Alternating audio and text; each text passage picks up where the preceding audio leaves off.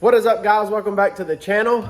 We are back at it in the FFR shop working on the pure stock. But before we get started with today's video, as you guys can tell in the title, we are doing a surprise giveaway, and it is with our good buddy Jack Hall at Jack Racing. He is trying to reach a goal of 750 subscribers, and so we have partnered up with him to try to help him. So it's very simple. You guys will see a link to Jack's video down in the description of this video. All you have to do is click on that link, go to Jack's page, and comment FFR to enter in for a chance to win one of his racing shirts, one of my racing shirts, a $40 Amazon gift card, and your name on his pro truck. So we appreciate Jack reaching out to us. We've been following him for a while, and we really enjoy his channel. But he has a goal to reach 750 subscribers, and we believe that you guys can help make that happen. So if y'all can, enter into that giveaway, show up big for FFR on his channel, show him some support. And for those of you who do go and comment FFR, I will be watching, and that will enter you guys for a chance on a secret giveaway that I will be doing on this channel. He will be doing the drawing, but that will enter you into a secret giveaway that I'll be doing it. So y'all make sure to go do that. Y'all enjoy the video.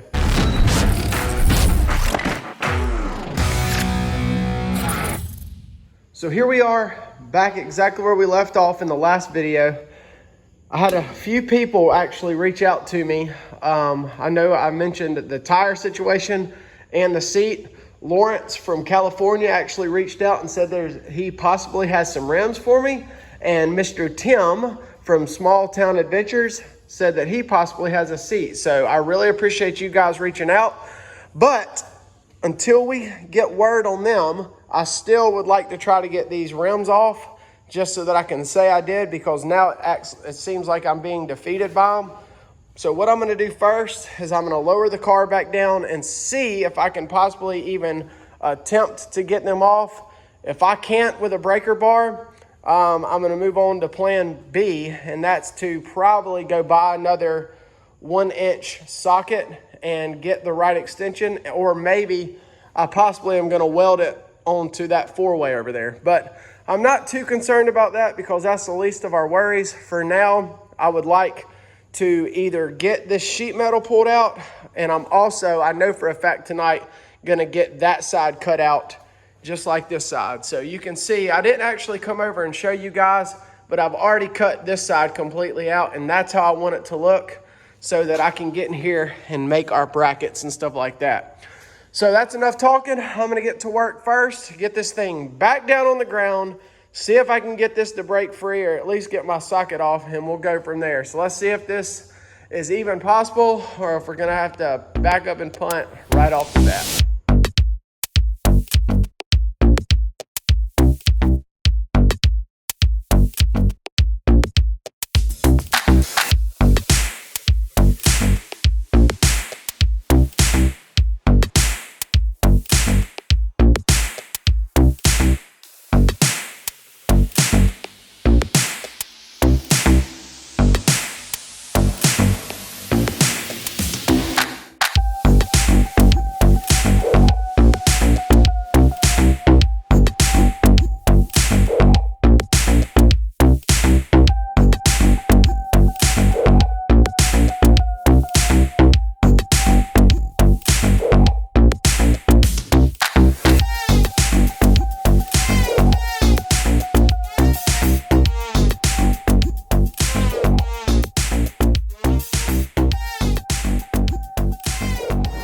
There we go.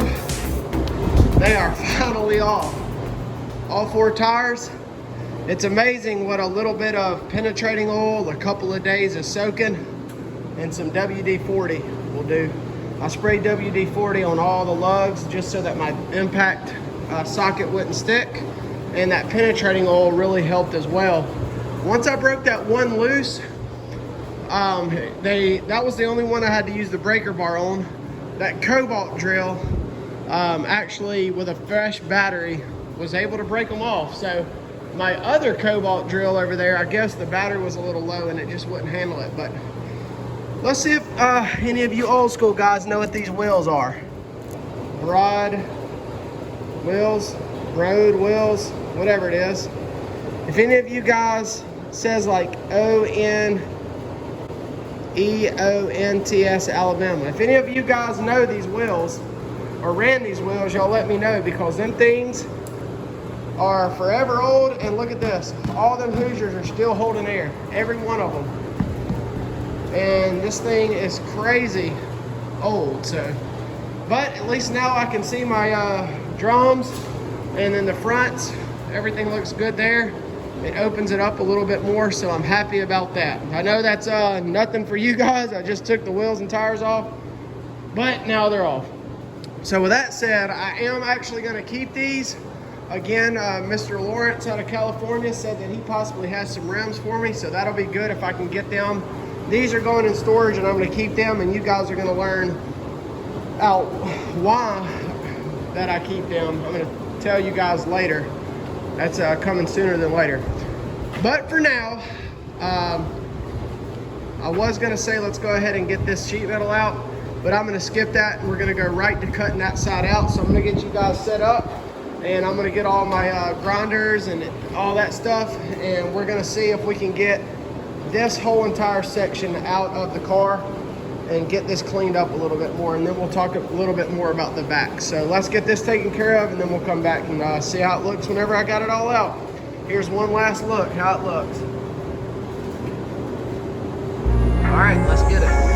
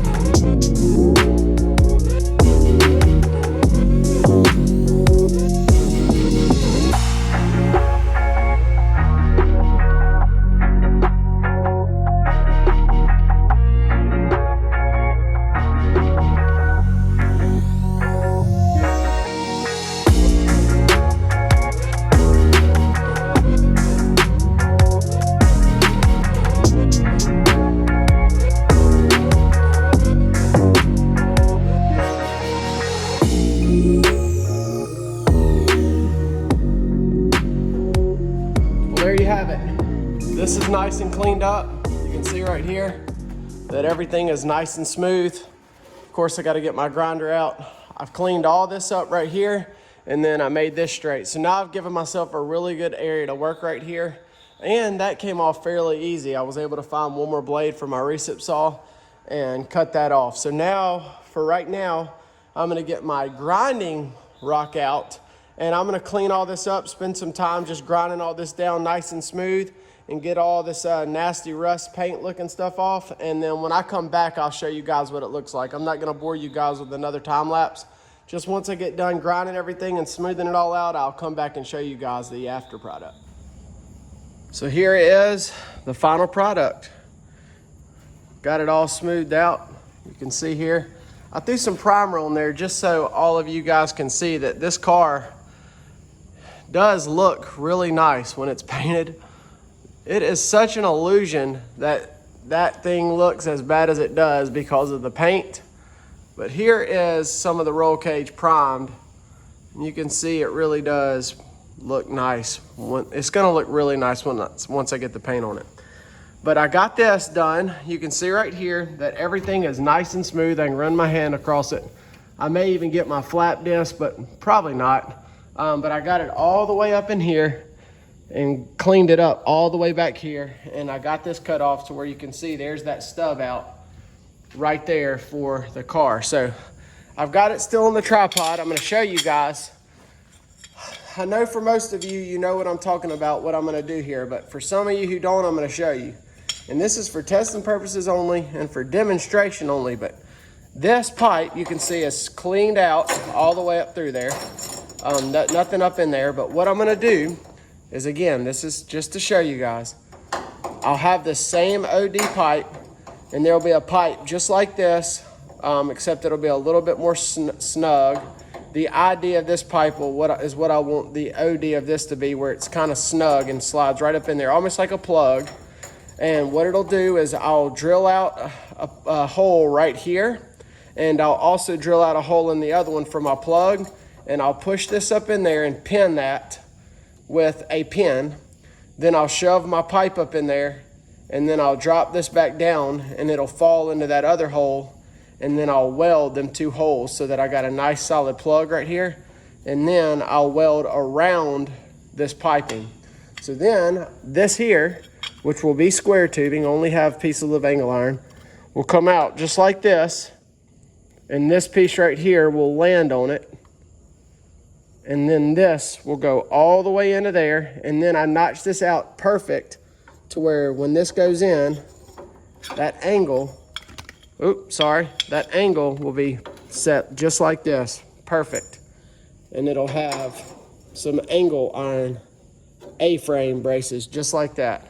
So one will go this way and one will go that way and tie in like this.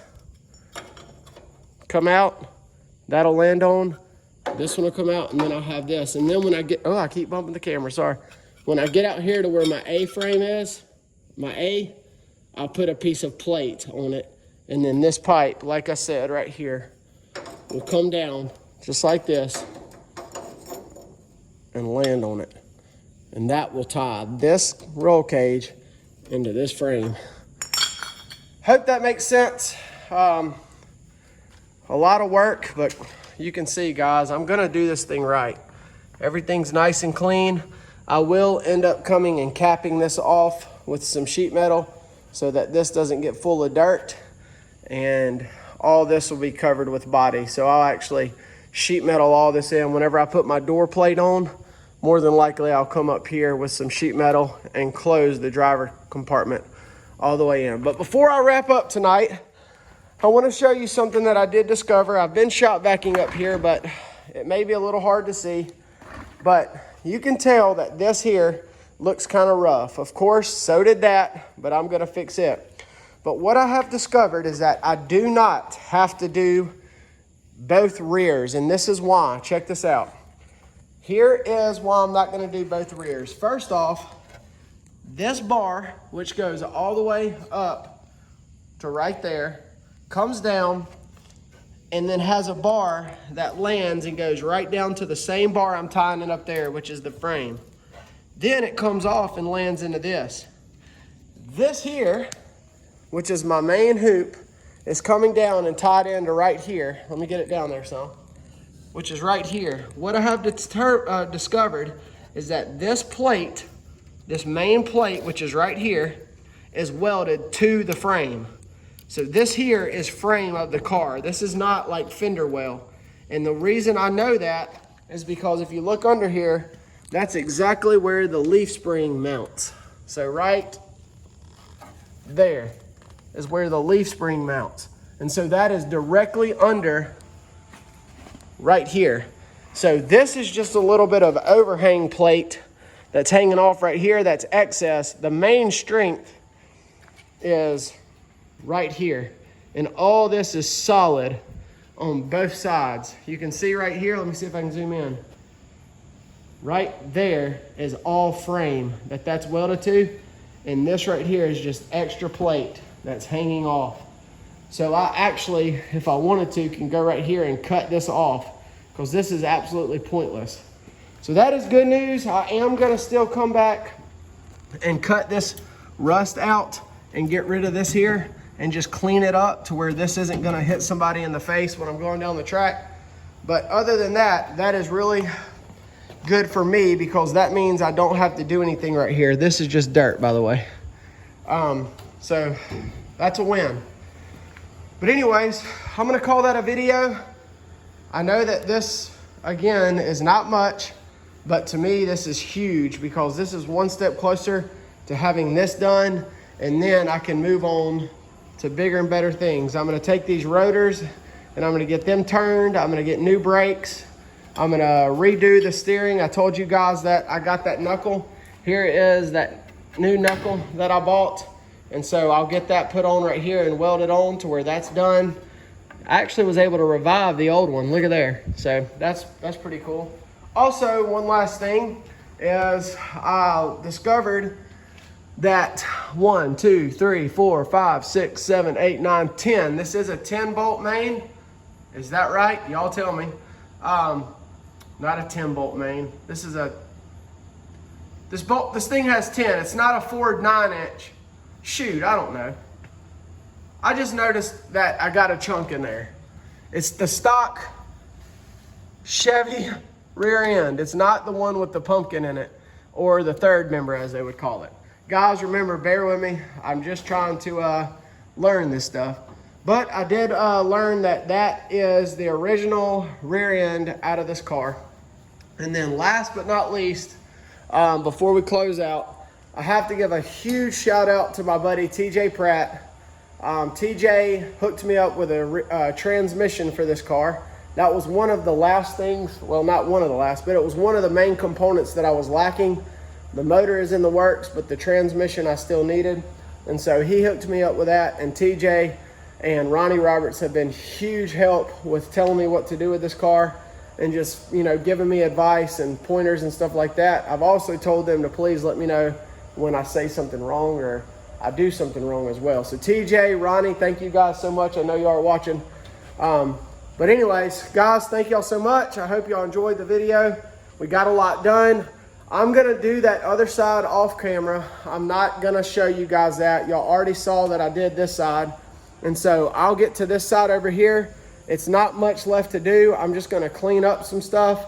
You can see I've already cut most of this off. And I just gotta come in here and cut this off, which will be no problem. And then you can see that one was barely welded. So that is one of the good things about getting in here and getting all the sheet metal out, is I'll be able to come and re-weld all this and clean up all this stuff. So, but that's it.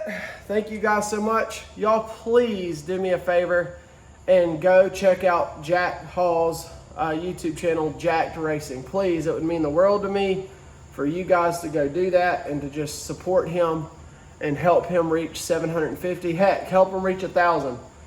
We just want to get him up there and really support other YouTube channels, because that's what we are. We're a big family.